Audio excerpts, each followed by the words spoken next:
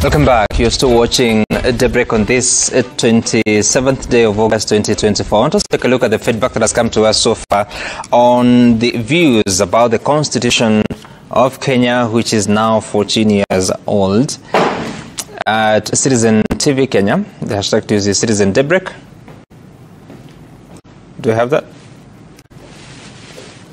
Right, so this is Babu Michael. The Katiba Day must be celebrated, but at the same time be a time to reflect if our constitution has been followed to the letter by respective authorities and Kenyans at large. It is no doubt much still needs to be done, but we are progressing well. Okay.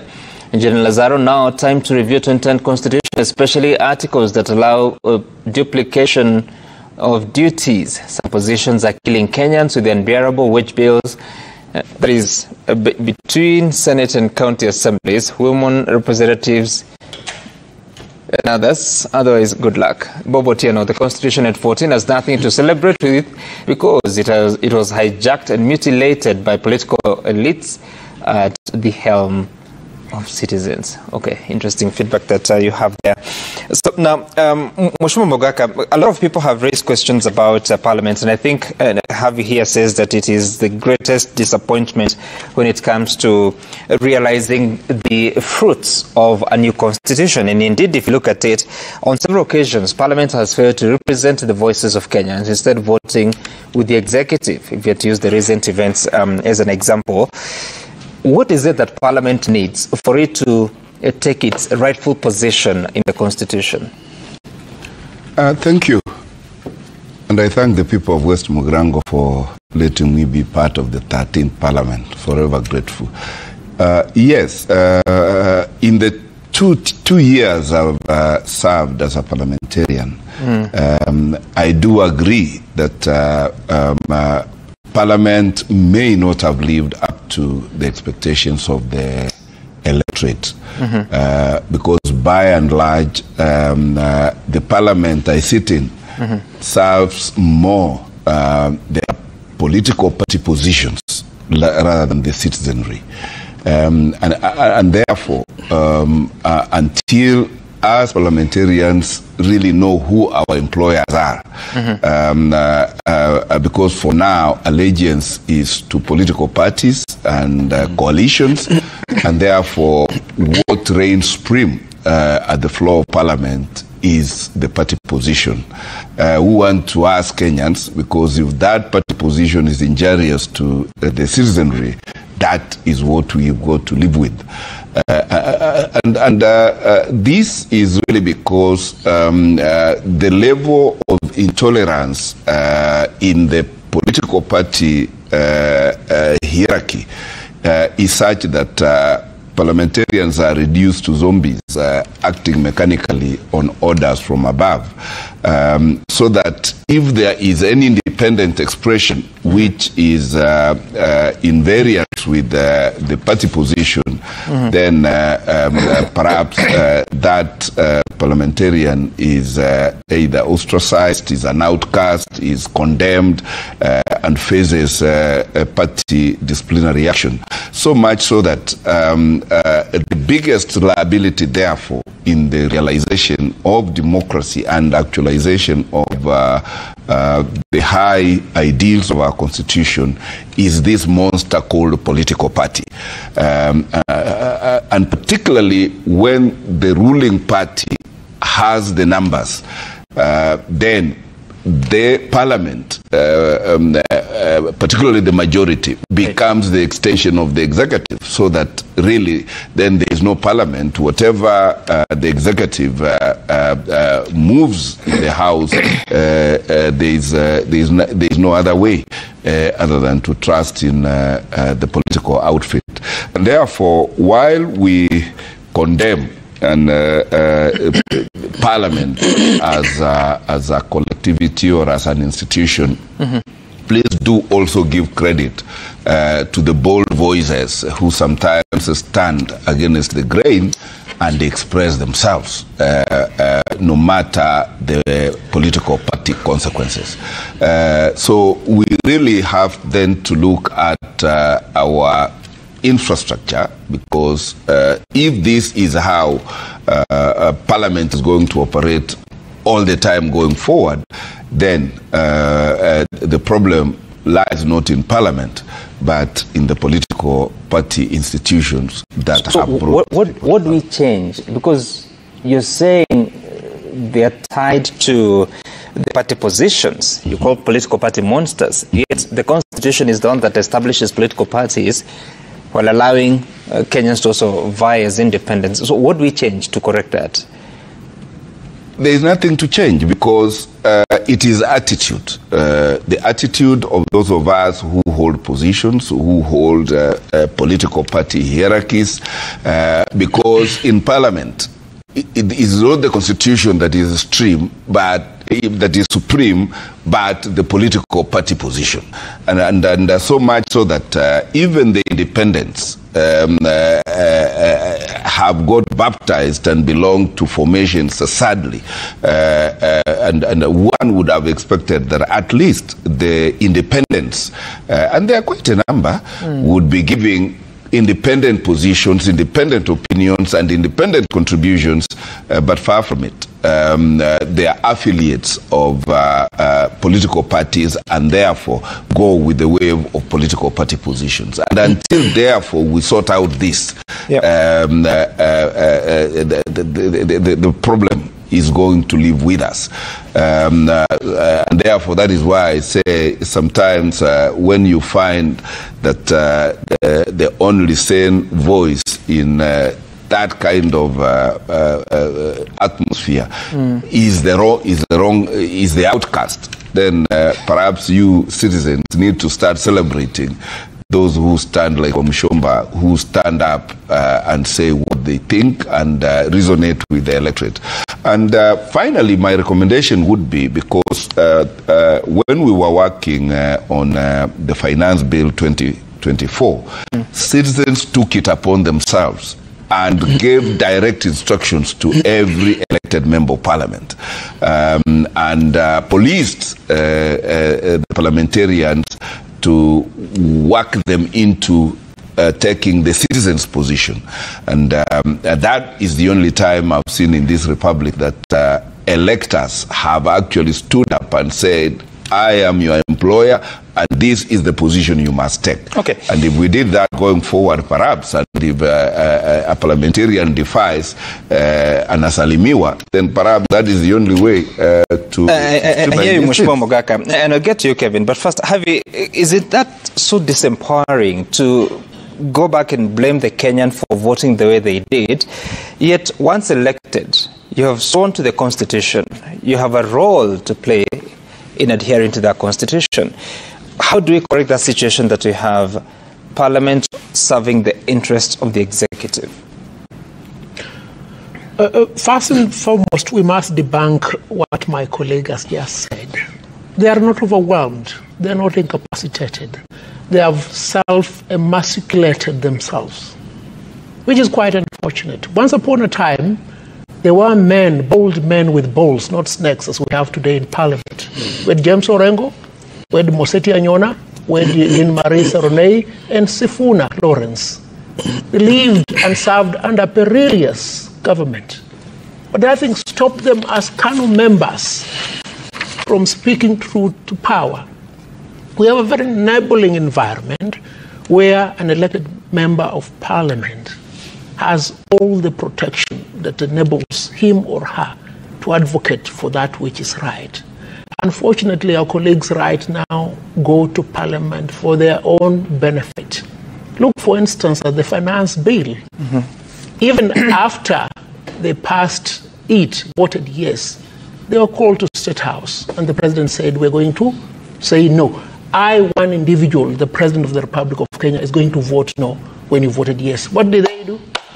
People with no brains, people with no capacity, no wherewithal to do anything good.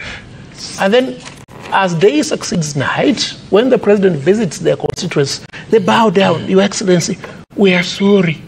We are sorry. What do you mean we are sorry? You are elected by the people of Kenya.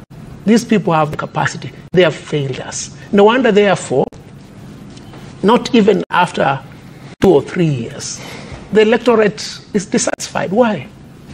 Because we elect them on a mandate, on an expectation. But you go there and you say that we can't do it. No, it is wrong.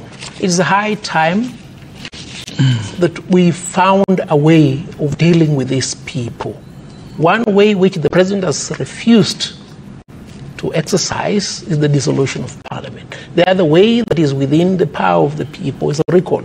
But fundamentally is eternal vigilance. These people must be followed because they have demonstrated they can never work without strict supervision. Therein lies the problem. And excuse me, Wakili Ogolla, if you to look at even stretching a little bit to even oversight, because Parliament is sort of the primary oversight body of the executive and the other institutions, but at the same time, we live in a country where we have the EACC, we have IBEC, we have the Commission on Revenue Allocation, we have the ODPP to prosecute, we have the DCI, and so many other civil society organizations that are geared towards checking what the excesses of those in power, whether it's at the executive, parliament, or even at the judiciary, and still we're getting it wrong. What more can the Kenyan Republic do? Thank you, Sam. There is an unhealthy tension between constitutional ideals and political realities in the National Assembly and in the Senate. And I think we have reached the end of legislative or constitutional innovations. And we must now begin to look not outside the law, but beyond the law and ask ourselves, how can we build resilience in our institutions without relying on the law particularly? Let me tell you, maybe just highlight three instances of the changes we've made to the National Assembly and maybe less Parliament generally, and now how the political infrastructure has bypassed those changes without offending the Constitution. Now that's what I'm saying. The law will not, the law or reliance on the law will not be the solution. Look, we reduced, in the lead up to the new Constitution 2010, the pressing problem at that time was that of political patronage, executive patronage of the National Assembly. And we said, let us limit that by denying the president the opportunity to appoint ministers and assistant ministers from Parliament, right? Because then there was a time we had 78 ministers and assistant ministers in a house of 210. So you started with more than 100 members of the executive towing the line in the National Assembly. And all you needed is to whip up a few. And therefore it was easy for the president to control Parliament. Then we said, let us create a separate fund called the Constituency Development Fund so that MPs have an alternative resources, access to resources that reduces compulsion for sycophancy to the president.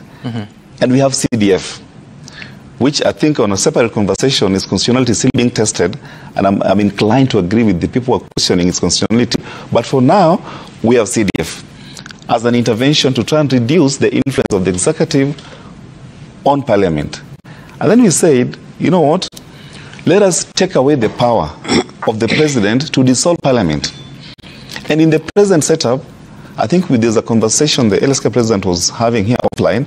There is only one opportunity for the president, any president, including President William Ruto, to dissolve this parliament. If he exercises that option, in the future, it will no longer be possible for the president to dissolve parliament. We took it away by design, Sam.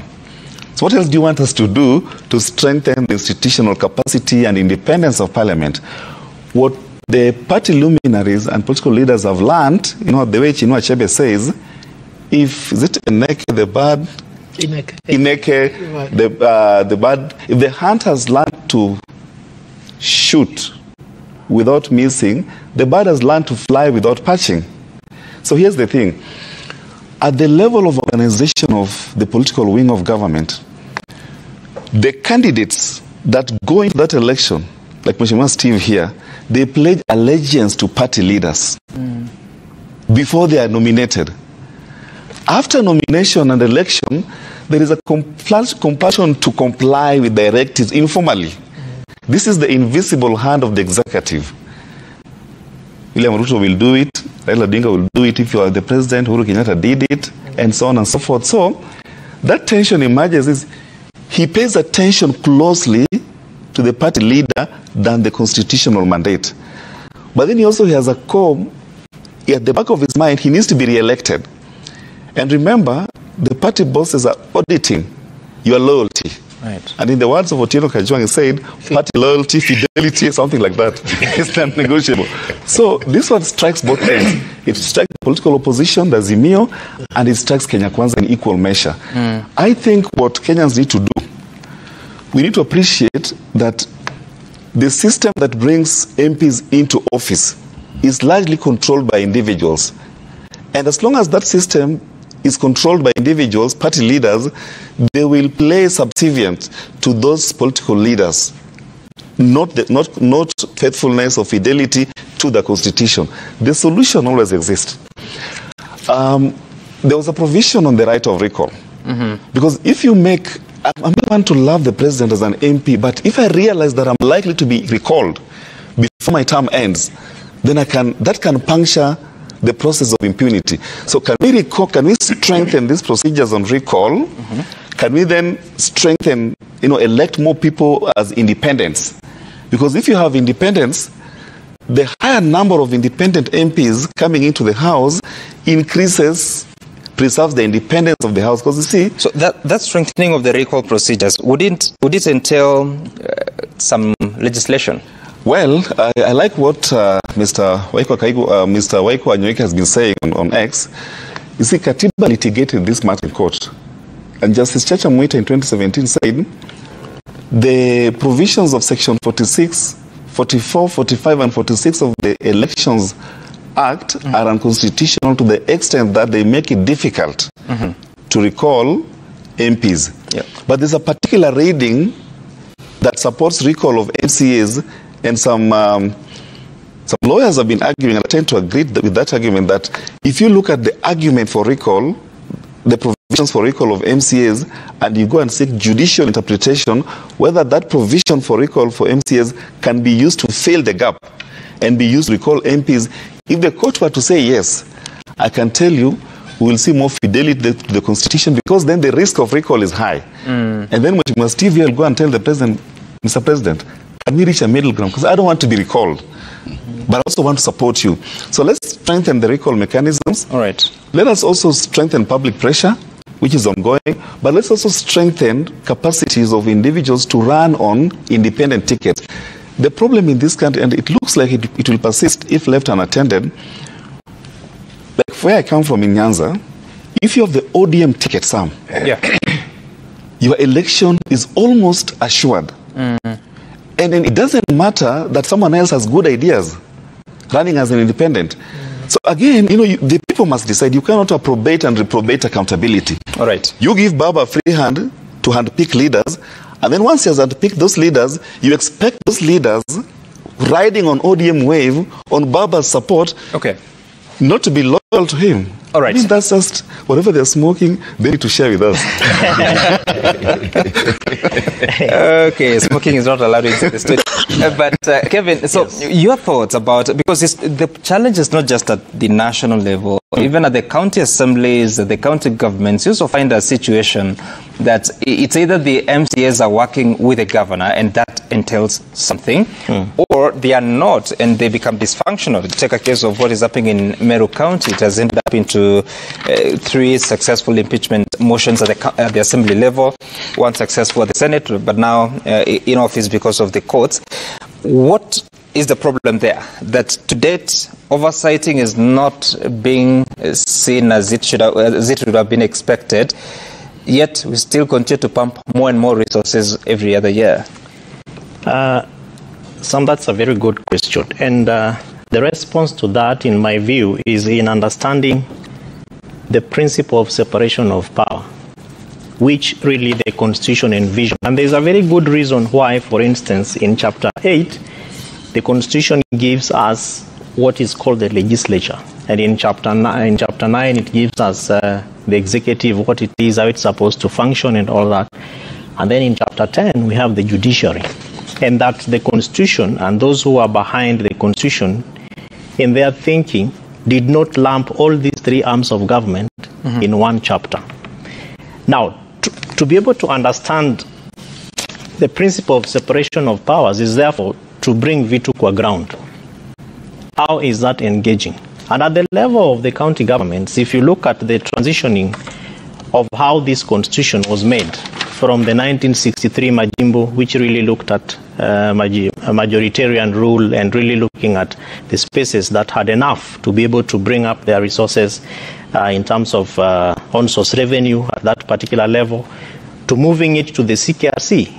Professor Yashpal Gai and PLO Lumumba as the secretary of the commission, and the conversations there then was to really do a bottom-up, which I think is what the Kenya Kwanza government picked up, but despite the implementation of that being quite challenging, the thinking was that we give the citizens the power to be able to, at that level, decide what they want to do, both with their leaders, the laws at that level made at the county assemblies, because they are the ones who therefore vote for those leaders, and then ensure that even at the executive, the office of the governor, which is also supposed to be the same as the national level, is given the spirit, the opportunity to undertake the spirit of implementing those programs, the strategies, and indeed largely the constitution. And therefore that all these things would boil down to what is called citizen-driven service delivery, by engaging with all the three arms of government, including the judiciary or the courts when you are aggrieved. But what we see today, Sam, is more or less amalgamation of everything in one, where those who are much more powerful get what they want as opposed to those who are probably considered weak. And so in my view, and from what we see happening at the counties, is really to look at how do we empower the citizen. And if you look at the County Governments Act, the envisioning, and of course the Constitution is supported by a number of legislations, the Urban Areas and Cities Act, Public Finance Management Act, Leadership and Integrity Act, Public Finance Management Act, all these acts, County Governments Act, Intergovernmental Relations Act, all these therefore give us the space to be able to ensure that each of the institutions, including the ones that you mentioned, some, DCI, ODPP, IBEC, Audio Control of Budget, Auditor General. There's a reason why the Constitution envisioned, based on our past and the kind of challenges that we had got, that Kenya and Kenyans therefore need those institutions. And so in that amalgamation and the lack of understanding of what the principle of separation of power is, we have more or less lost a lot of things, including what is called public participation, where in many places we imagine that when an MP of an area speaks, then he or she has spoken for the people, and that when an MCA speaks, then he or she has already spoken, and that whatever he or she says is really the aspiration of the people from that area. Whereas that kind of an understanding needs to be generated and emanate from somewhere, and that somewhere is in the environment which is protected, called public participation, so that you, Mheshimiwa, bring your people on board, you engage them, you have conversations, you speak to them, and then ultimately that particular mechanism, rather that particular engagement, derives through a mechanism called either a petition or a memorandum or a letter, which is taken to the institution of governance that has been given to us by the Constitution. But we don't see that happening. And so from counties, governors decide what they want, even from the CIDPs, the budgets are done, people's voices are stifled, they're never given that space to be able to really speak and say what is in their hearts, and therefore allow the county governments, and even national government, ministries, departments, and agencies to really walk through the dreams and aspirations of the people, which is what the Constitution actually envisioned. And Wakili Havi, as he speaks about that, something comes to mind about the question of public participation that we appear not to get right to date. Several laws have been nullified at the High Court, taken to the Court of Appeal. Currently, I think this Finance Act 2023 that is at the Supreme Court, the highest level of appeal that you can have. Yet, we're still getting this wrong. What is our problem? Because when you go to public participation meetings, some of them you'll find that the participants have been handpicked by those that want to get something through. What do we need to do? Yeah, it is the culture of bad governance, because we have people in office without values, without ethos, without the wherewithal of doing right. And you've aptly depicted the picture. Look, for instance, how many memoranda were submitted about those nominees for appointment as cabinet secretaries? To what extent were they considered? We have paid lip service to public participation. It has become almost a perfunctory exercise. And I remember at one point in time, I think it must have been my friend Senator Ledamo Lekina, said on this platform or some other platform, if I may be wrong, he said, we never consider your views.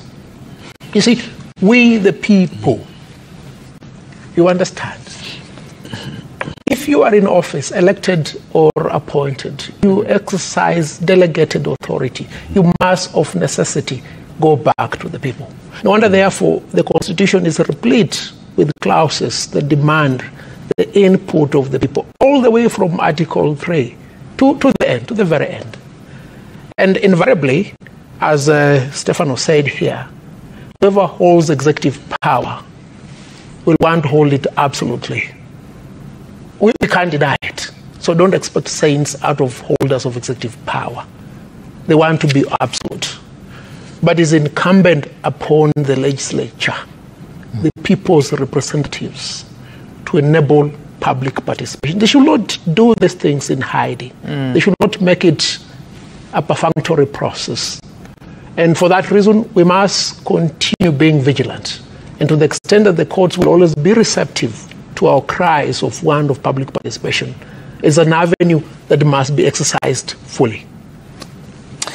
Interesting. And Wakili Baka is also a member of Parliament, West Mugirango. The question of integrity test, and I think someone spoke about how difficult it has become even during vetting of cabinet secretaries, that several submissions will be taken to the House.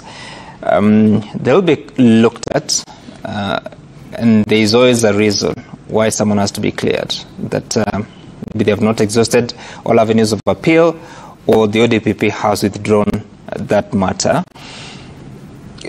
So what do we do? Because if you're talking about even bringing honor to the office, but you keep taking people who are of questionable character,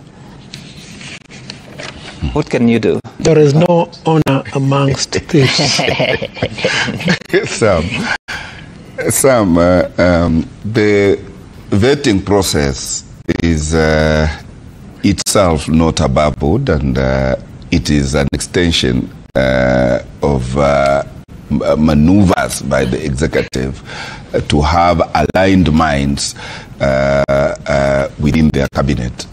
I watched a spectacle that was quite telling. As I said, I'm a first-time member of Parliament, and the first set of cabinet was really not very satisfying, even to a newcomer into the National Assembly.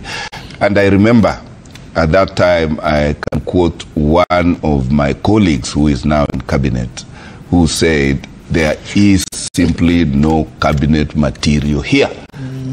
And voted a resounding no, or registered a dissenting opinion. And then I thought that was so. Not until that cabinet got dismissed, as it should have. And then one hoped that this time round we are breathing new or fresh air into the cabinet. Mr. President and other advocates can tell me what a dismissal from public service means. It can only mean one thing. And once dismissed, you are not eligible for employment in the public service. What do we have now? The same material that has been dismissed is recycled, this time round, including one of us who had dismissed that entire cabinet list when it first came. Maybe as a second coming of Jesus, the second coming of those names now looked like they have been baptized, whether by fire or by whatever. And then I found us helplessly recycling the same team back. These are some of the frustrations one gets into, because as it goes, the majority controls everything. They are bought in the minority, and there is this syndrome in this country. It is one of us. Now, even as parliamentarians, we had some of us in the basket, and the moment you know you have your own, then you stop thinking and just vote for your own. And that is why this particular executive will still burden Kenyans going forward. And if we thought that the Gen Z's rebellion, revolution, and uprising were anything to us to help this country, we actually betrayed the true sense that these children were bringing into the republic. We betrayed them, we let them down, and I still repeat the words of one of my colleagues who had evaluated the cabinet list, that it simply had no cabinet material. And I will stand by that and challenge them to prove me wrong.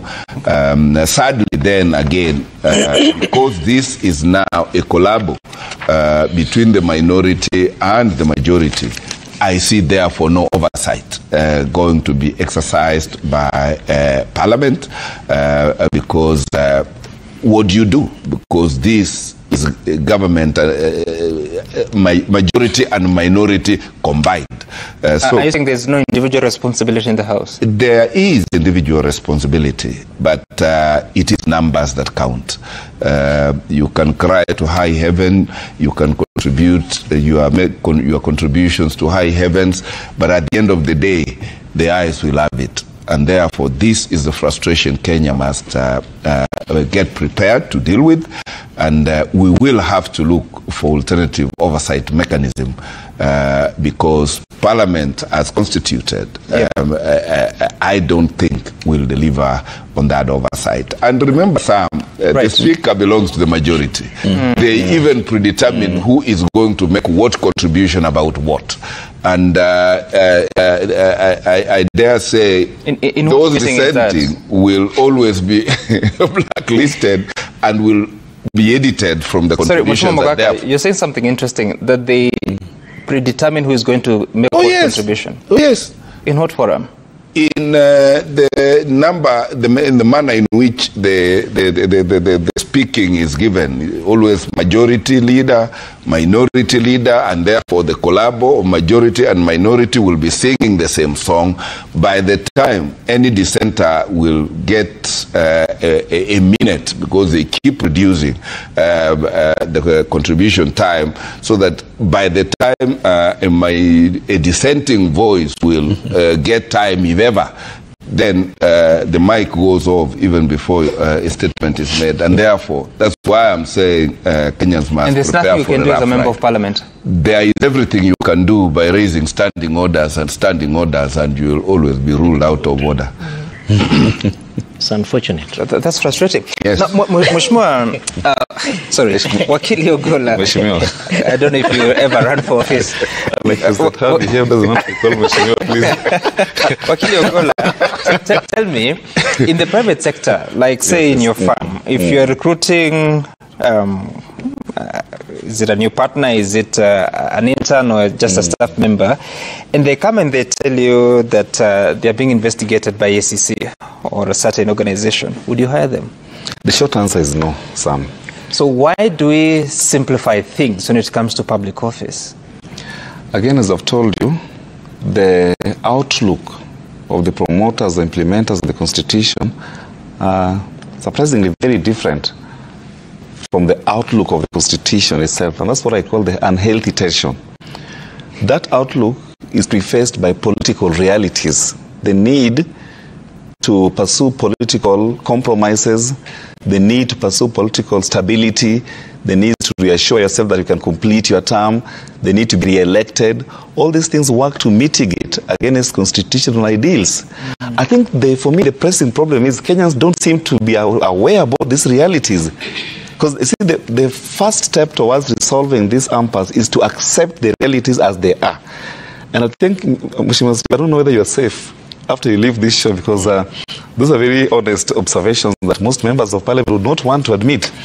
Now, Sam, in an ideal constitutional setting, if you are suspected of being corrupt, the threshold is very low. And that suspicion, the suspicion rather, just needs to, what law has called some prima facie evidence. You know, the fact that you have been investigated, unless you have been charged, even if not convicted, it means if the DPP was acting in good faith, it would mean that he has prima facie evidence that even if it doesn't lead to conviction, it leads people to question your integrity. But so that is on the one hand, and therefore it behooves the president, for instance, to say, okay, fine, in order to advance our ideals, I will not nominate chairperson, right? But the question that the political establishment always asks, and this question is asked because of the realities of our politics, that our politics is organized around personalities, that is it unconstitutional, Sam? Is it unconstitutional to nominate someone who is suspected to be corrupt but has not been found to be corrupt? They will tell you, unless there's a definitive finding of violation of the Constitution or conviction, you can nominate. Is it unconstitutional, Sam, to nominate and appoint a sitting MP? They will tell you, as long as at the time of swearing in, he has resigned and he ceases to hold office, it's okay. Is it unconstitutional to nominate, let's say, someone from the political opposition as a CS? They will tell you, as long as they resign from that office, like let's say chief whip, minority leader, for instance, as long as they resign from those positions, it's okay. So what I see as an unhealthy tension is this. The people that contribute to political stability are not necessarily the best that we have. The best that we have, active citizens, you can say maybe for purposes of this conversation, let's say Boniface Mwangi and others. I see this young man like Mr. Makoure, Kasman Makoure. Yeah, he's very vibrant and he's very energetic and visionary and revolutionary, to borrow his words. But does he have political capital? Because whether he has political capital or not might as well turn on what party he wants to run on. If he wants to run on ODM, he will be relegated to the periphery immediately, regardless of his vibrancy. If he wants to run as an independent, he will meet stiff resistance from ODM loyalists or Kenya Kwanza loyalists who think, I like your ideas, but we want to send to parliament a party loyalist. And in this hotly contested election, let's say Langata, we want to be sure Langata, which was formerly Baba's bedroom, goes back to ODM. So as long as you're not running on ODM, we like you, but no thank you. So I think these are the tensions that will not be resolved through litigation or legislation. But am I anxious? No. It is part of our maturation, of our democratic processes. I keep taking the ball back to the voter. The voter must reflect and say, as long as we are beholden to political party luminaries, party leaders, there is very little change or innovation we will see post-election. Because then, if I was the president, Sam, and I have the option of nominating you, and you don't come with a political constituency, and I have the option of nominating Oparanya, who has a solid backing from his party, he's a deputy party leader, he has a real constituency, I would go with Oparanya as a political reality, regardless of whether that political reality or necessity offends a certain constitutional ideal. The solution is not to pester. I don't know that it's more courteous word. It's not to nudge the president to do the right thing. The solution is to organize from below and say, We have seen and watched what has happened in this particular dispensation at the ballot in 2027. Let us have a real revolution at the ballot. If you have a real revolution, then now you can expect real changes. Okay.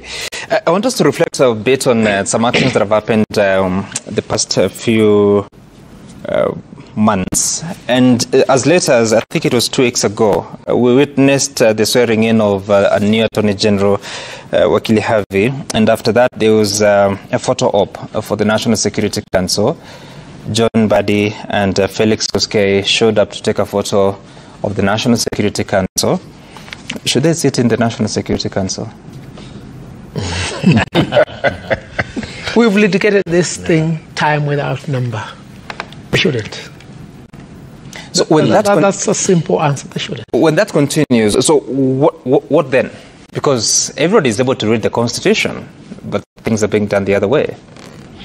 The cartoon on the Daily Nation, permit me to constantly refer to cartoons because I'm first an artist before a lawyer. Mm-hmm. You can see the 3 presidents who have served under the current Constitution: Mwai Kibaki, Uhuru Kenyatta, and William Ruto. They're all jumping over it. Often, and this is now a reality, at the helm of the executive, they want to treat the Constitution as an inconvenience. And there is one thing that my learned friend Mogaka said, and for that reason, I beseech the people of Mugirango to continuously elect him for as long as he's able to speak and walk. He said, we need an oversight mechanism outside Parliament. Because within Parliament, there is inability. And he gave a very elaborate reason as to why that inability persists. This is the issue that you've just pointed. Why hasn't a member of Parliament raised it in Parliament? They ought to do so because it is their responsibility to oversight the executive. And even as we dwell upon this issue, Sam, how many unconstitutional officers do we have in this country? What are we doing? To what extent are they depleting the public coffer? What are we doing? The more reason as to why eternal vigilance by the people of Kenya is necessary. Because whosoever you give delegate authority will always find ways of overrunning the runway, enriching himself or herself. So to that extent, and it has worked, as you said, in the recent months. The people came and said, you voted yes for the finance bill. We gave you the power to go there. You abused the power. You must verily vote no. Collectively or singly as the president. And it works. And to the extent that it works, it must always be deployed. There's another story that is on the Daily Nation. The image at the very front, Ruto, NYS recruits to be trained on handling firearms. And he was at the pass-out parade yesterday, and the 88th National Service Recruit pass-out parade in Gilgil yesterday, and he said that there will be consultations between the minister responsible for the National Youth Service and the Ministry of Interior and the Ministry of Defense to find a way of in the paramilitary training of NYS recruits, there should be considered a basic training on handling of firearms so that they can defend the country when a need arises. I'm just wondering, is that constitutional, Mheshimiwa Mogaka? Far from it, and it can never be, because the executive has these problem of suffering the trappings of power and the excitement that goes around it, and therefore whenever the executive, especially the head of the executive, comes across nice dancing, traditional dancers, and whatever they ask, then we are all human. Human frailties compel one to make things at the impulse of that moment. what we are asking of in this country is that let us have fidelity to the Constitution and the laws of this republic, because there is no member of the executive that assumes office without swearing to do that. And therefore, any departure from that is established by the Constitution and statutes, and of course good manners, is what irritates in this country. And this is what I'm calling upon all Kenyans to be extra vigilant and rise to the occasion whenever there is a threat or a violation of the Constitution. Okay. And as I said, thanks President Havi, my employers are the people of West Mugirango. Besides the Constitution, I shall obey no other employer other than the people of West Mugirango. And if all of us elected bore allegiance to our electors and said and did what is in the best interest of our respective electoral units, then we will make this country great. Because I am one of those who, knowing that I have little I can achieve in Parliament, I am actually active in court from this week, trying to deal with an extrajudicial pronouncement of allocation of a university, which is a mandate statutory given to the Commission of University Education. Okay. And then political bullying because I am the one in the ruling party, and therefore it is my way or no other. We are in court, and this is really what I'm demonstrating to the country, that we can make this country work, we can make our constitution work by using all fora that will ensure that justice is not only done, but always seen to be done. And it really takes bold minds, bold heads, and a very thick skin to stand up and say no when you must say no. All right. Let me take a look at the feedback, then we'll get to Kevin and Ogola as we close the conversation. Citizen TV Kenya, the hashtag to use is Citizen Daybreak, and you can also tweet us at Sam Gituku. Bon Kire, you're saying that it's high time we audit the Constitution implementation since it was promulgated. Many government bodies have deliberately gone against the Constitution. Dixon, you're saying Chapter 6 of our Constitution has been defiled to the core by the executive and legislators.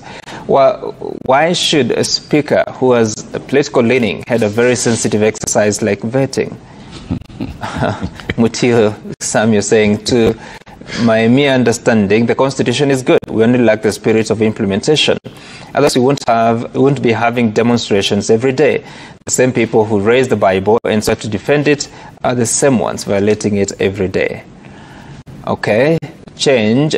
You're saying that as we mark the 14th anniversary of the Constitution, it's an opportune time to talk review.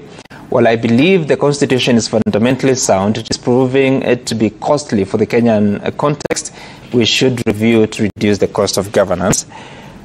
J.M. Musoma, kindly ask the panelists if President has power to order inclusion of basic firearm training for NYS recruits, as President Ruto did, or it's a prerogative of Parliament. Well, I think one of the panelists has already responded. Efokango, one of the challenges with implementation of the Constitution is lack of effective public engagement. The Constitution promotes public participation in governance, but citizens feel excluded from meaningful involvement in decision-making processes. All right. Now, there is always budgets assigned for public participation, but a few things do happen there. There's someone asking about whether it's time to review the Constitution because it's quite expensive. There has been attempts to amend it. Remember Punguza Mizigo? There has been the BBI, which was creating positions while doing some other things. How soon is safe to amend the Constitution, and what would that be? Sam, ideally, amending the Constitution should not be something that should be done as frequent as you may want it to be, because then it slows down, it punctures its maturity. You need to let it thrive and mature, there's also the risk, a corresponding risk, that if you open it up, you could end up losing some of the gains that you've secured. Now, the question of how expensive the Constitution is again, I say, is a consequence of our identity politics. Yep. Politics of inclusion, making sure that as many voices are included in our houses of representation, and that comes with a cost. But if we reframe the conversation on identity politics and we say, how can we ensure inclusion without expansion of our houses of representation, then it's possible to shrink it. I'm definitely opposed to endless or infinite expansion of the Constitution, or maybe our houses of representation. So at that time, we will get there, but I have a proposal. We can actually amend, let's say, the two-third gender principle by just building from below, making sure that you have conversations with voters. Already Justice Chacha Mwita said political parties need to ensure that at least a third of their candidates comply with the two-third gender, the list of candidates comply with two-third gender requirement. What they did, they sent names there of people who cannot stand a chance at election. So then, therefore, after the election, we had a parliament that is non-compliant. But if we have conversations from below, incubating this conversation from below, it is possible that we can have higher women getting elected at the ballot, Sam, at the ballot, not through nomination. Okay. And then we can build compliance. The last point I want to make is this. Sam, I think for me, I don't know what my president thinks, but I think we've reached the end of innovation, legislative, constitutional innovation. The constitutional infrastructure, the Constitution itself, presupposes that its transformative superstructure, if you like, will be implemented in the context of a matching culture of compliance. We have said culture cannot be legislated, culture cannot be litigated. A culture of decency, good manners, and so on and so forth will not be reduced to what Article 10 says. These are our national values. Shouldn't we know them in our heart of hearts? Shouldn't we live them? So I think we have to reflect, what can we do within the framework that exists, not saying that we undermine the Constitution, but also beyond that framework, which means let's stop or reduce the incentive to centralize decisions in the Constitution and say decisions are still shared and dispersed, and everybody, including my mother who is watching somewhere in Sega, should also have a say and say, you know what, don't read for me what article this says. I know what is right. Okay. And let us press to do what is right. Oh, all right. I have less than a minute for you, Kevin, to give you a final remark on what needs to happen, especially for those that are concerned it's time to amend. Yeah. Indeed, and some there, in the quest to audit the Constitution, many things still come up, including even our political structure and system, which includes whether parliamentary or presidential. And that is really why we have all these challenges, you know. Presidential system gives the president power to nominate, and that once you've nominated someone, parliament is going to vet them. And I heard the Speaker of the National Assembly saying, we received over 100 plus petitions about you. But a majority of Kenyans that you are telling this don't know anything about those petitions. What are the mechanisms?